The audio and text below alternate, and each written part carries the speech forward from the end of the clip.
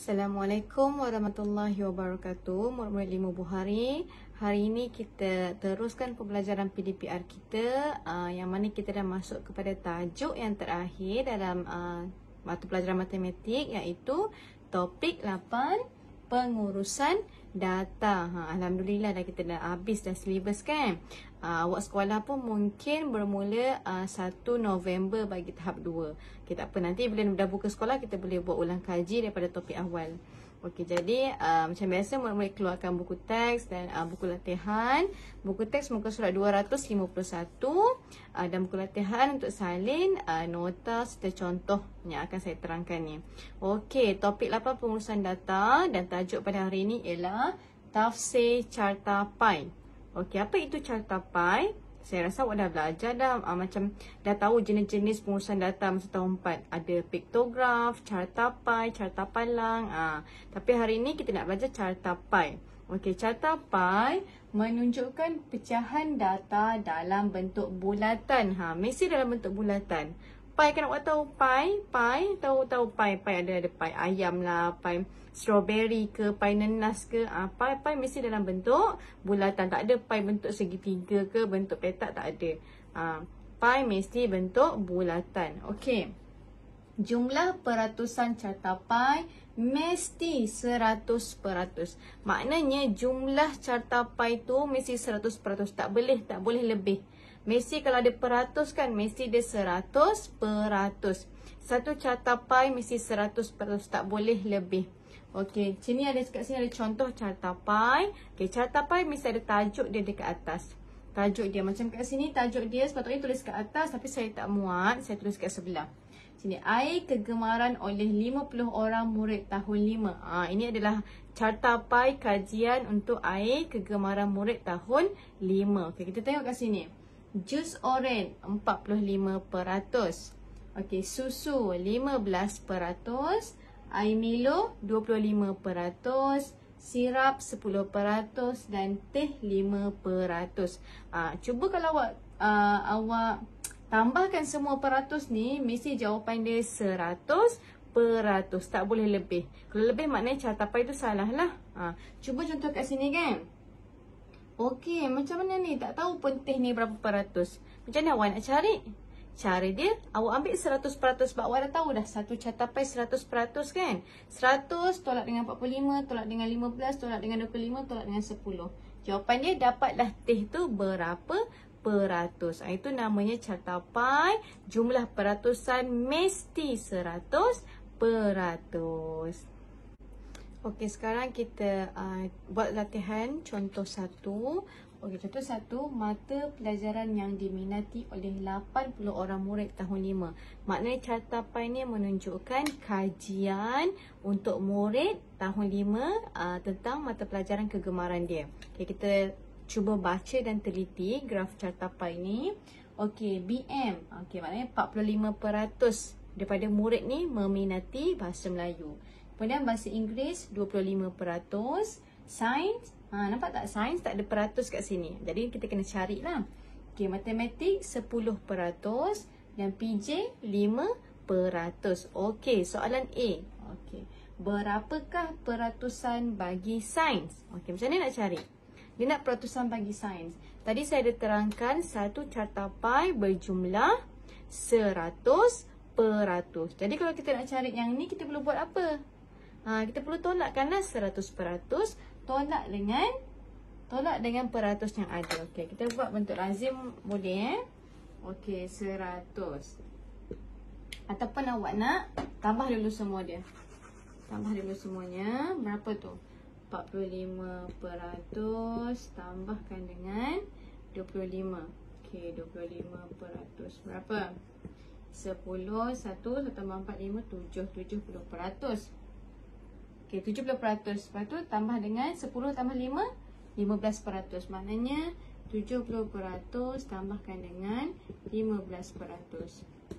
5 jadi 85%. Okey, kat sini maknanya kita tahu yang lain ni 85%. Satu carta pi berjumlah 100%. Jadi kita tolakkan 100%, tolak dengan 85% ni. Okey, 100% tolak dengan 85%. Okey, tolakkan 10 tolak 5, 5, 9 tolak 8, 1. Ini sifar. Maknanya peratus bagi murid yang menggemari sains ialah 15%. Nampak tak macam mana kita nak cari jika ada peratusan dalam cartapai tu yang tidak dituliskan, tidak diletakkan. Maknanya satu cartapai bersamaan dengan 100%. Kita cari dahulu, kita jumlahkan peratus yang ada, kemudian kita tolakkan 100% tolak dengan peratusan yang telah diberikan. Dapatlah jawapan untuk sains ialah 15%. Okey, soalan B. Soalan B, berapakah bilangan murid yang menggemari BM? Maknanya kita nak tahu bilangan murid yang menggemari BM. Peratus kita tahu 45%. Tapi berapa? 45% ni bersamaan dengan berapa orang murid. Okey, macam mana cara dia? Maknanya 45% ni. 45% ni kalau kita tukar jadi pecahan, dia jadi apa? 45%. Maknanya kalau tukar jadi pecahan, dia jadi 45%. 45%. Kita nak cari berapa bilangan murid yang menggemari BM ni. 45% per 100 darabkan dengan berapa orang murid semuanya? 80. Maknanya 45% darab dengan 80. Macam ni cara dia. Kalau awak nak cari peratus tu bersamaan dengan berapa kuantiti, berapa bilangan pada dalam setiap peratus tu. Okay, jadi macam mana kita nak selesaikan ni? Macam mana? Kita dah belajar dah waktu darab-darab, nak tukar unit masa dulu, kita dah buat panjang dulu macam mana? Kita boleh potong-potong je masukkan.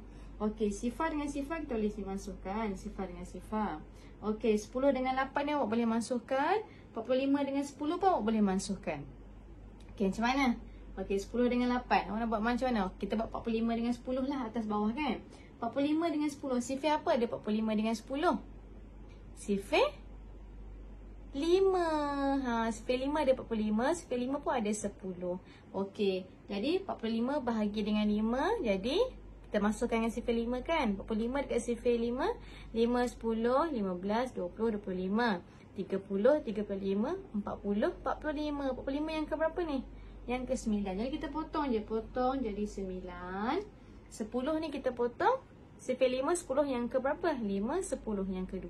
Kita potong ni dengan jadi 2. Okey, sekarang ni 2 dengan 8. Boleh potong tak 2 dengan 8? Boleh masukkan. Sifar 2 ada 8 ke? Ada kan? 2, 4, 6, 8. Ada yang ke berapa ni? 4. Jadi kita masukkan 8 ni jadi 4. 2 ni, sifar 2 ada 2. Hasil ada kan? Jadi 2 jadi yang pertama 1. Jadi yang bawah ni dah habis dah. Dia jadi 9 per 1. Okey, saya tuliskan balik. Dia jadi 9 per 1 darab dengan 4. Macam tu.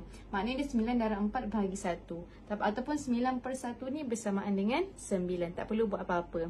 Jadi kita darab sajalah. 9 darab dengan 4. 9 darab 4 bersamaan dengan berapa? 9 darab 4. 9, 18, 27. 36. Maknanya bilangan murid yang menggemari BM ialah 36 orang. Okey, macam ni saya terangkan semula. Kalau awak tak faham guna kaedah mansuh ni, dia macam ni kan tadi kan? 45 per 100 darab dengan 80. Awak tak tahu, tak faham, susah nak mansuhkan, susah nak nampak cara nak mansuh ni. Okey, pertama sekali sifar dengan sifar boleh masukkan. Tepi dengan bawah ni, sifar dengan sifar kita boleh masukkan. Maknanya tinggal 45 per 10 darab dengan 8. Okey, cara dia macam mana yang awak nak selesaikan. Atas darab, kat atas ni awak darab, bawah ni awak bahagi. Maknanya 45 darab dengan 8, jawapan dia nanti baru bahagi 10. Ni cara yang lain lah. Kalau awak susah nak faham kaedah mansuh, ini cara dia. Atas darab, bawah bahagi. 45 darab dengan 8, 8 bahagi dengan 10. Bukan 8 bahagi 10, jawapan dia nanti bahagi dengan 10. Tapi senangnya, awak boleh tengok je. 8 dengan 10 pun boleh masukkan. Sifar 8, sifar apa ada 8 dengan 10? Sifar 2. Jadi awak boleh masukkan 2 ni jadi 4, 10 ni jadi 5 macam tu pun boleh. Mana-mana awak nak masukkan pun boleh. Sebenarnya masuk ni lagi mudah sebab kalau awak hafal sifir semua jadi mudah. Tak perlu lagi dah nak darab panjang-panjang. Macam ni kan awak darab panjang kan 45 darab 8. Dah buat sifir 8 pula panjang-panjang. Lepas ni cuba hafal sifir supaya awak lebih cekap untuk menjawab soalan. Jadi kita balik soalan ni. Jadi bilangan murid yang menggemari BM ialah 36 orang. Okey, soalan C. Apakah mata pelajaran yang paling kurang diminati? Maknanya mata pelajaran yang paling kurang diminati apa?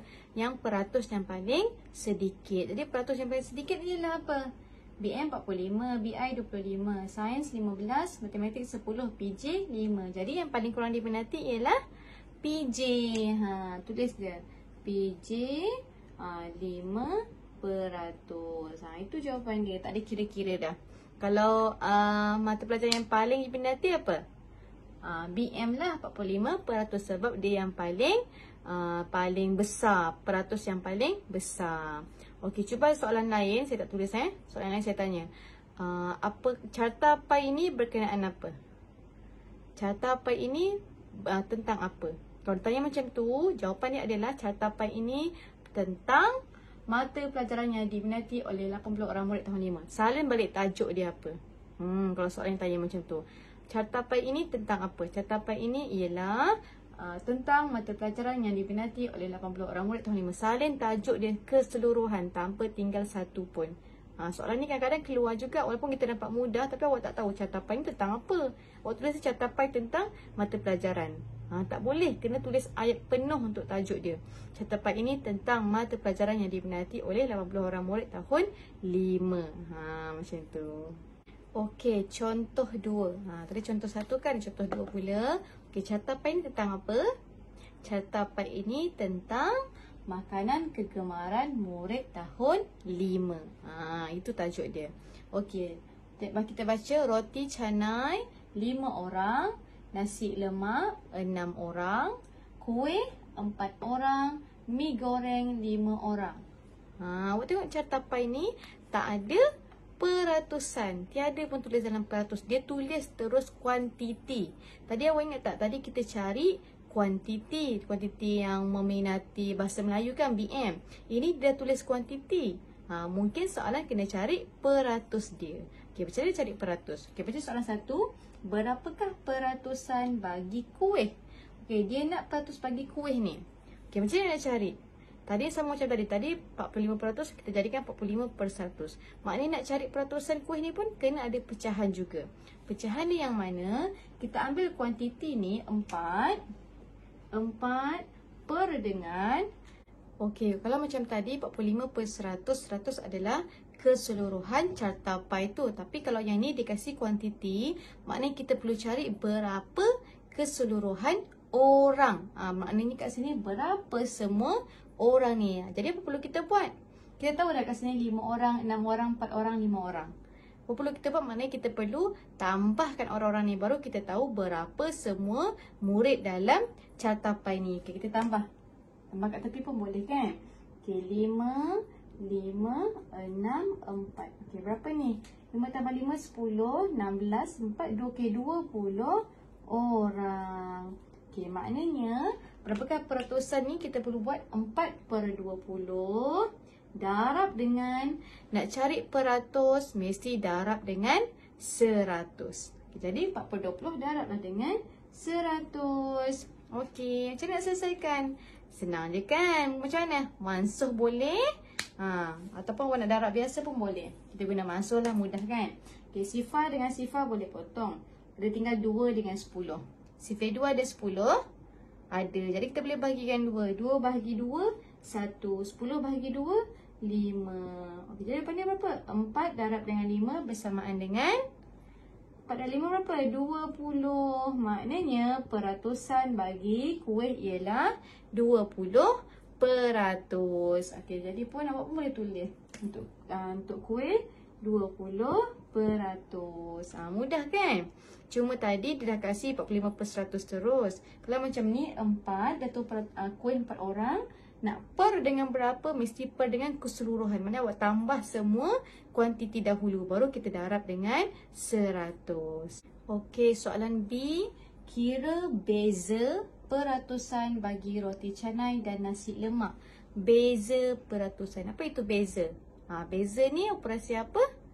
Beza ni operasi tolak. Jadi maknanya peratus roti canai perlu tolak dengan peratus nasi lemak. Okey, kita tengok dahulu. Maknanya kita cari dululah peratus setiap untuk roti canai dan nasi lemak. Macam mana nak cari peratus?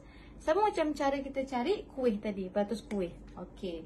Jadi kita cari dulu roti canai. Roti canai 5 orang. Maknanya 5 per dengan semua orang adalah 20. 5 per 20 darab dengan 100. Okey. Sifar dengan sifar boleh potong. 2 dengan 10. Boleh bahagi dengan 2 lah. 2 bahagi 2, 1. 10 bahagi 2, 5. Jadi 5 darab 5 sama dengan 25%. Ini adalah peratusan untuk roti canai. Okey, kita cari pula peratusan bagi nasi lemak. Nasi lemak 6. Maknanya 6 per dengan 20 darab dengan 100. Okey, jadi sifar dengan sifar boleh potong sama. 2 dengan 10, sifar 2. 2 bahagi 2, 1. 10 bahagi 2, 5. 6 darab 5. 6 darab 5 apa? 5, 10, 15, 20, 25, 30. Maknanya 6 darab 5, jadi 30% adalah peratusan bagi nasi lemak. Okey, jadi macam ni nak cari beza dia. Beza operasi tolak. Jadi mana yang lagi besar, nasi lemak ke roti canai? Lagi besar nasi lemak. Jadi nasi lemak tolak dengan roti canai.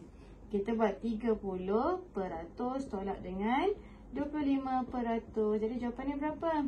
Sifar tolak 5 tak cukup. Minta dekat 2. 10 tolak 5, 5. 2 tolak 2, sifar. Okey, jadi beza peratusan bagi roti canai dan nasi lemak ialah 5%. Mudah kan? Sebab sifir pun mudah. Sifir 2, sifir 5. Jadi awak masukkan, dia jadi mudah. Tak perlu nak kira panjang-panjang. Kalau awak buat darab bahagi tu, jadi panjang sikit lah jalan kerja dia. Tapi jawapan masih tetap sama. Okey, jadi tugasan murid-murid pada hari ini ialah pertama salin dahulu nota serta contoh 1 dan 2 yang telah saya terangkan tadi.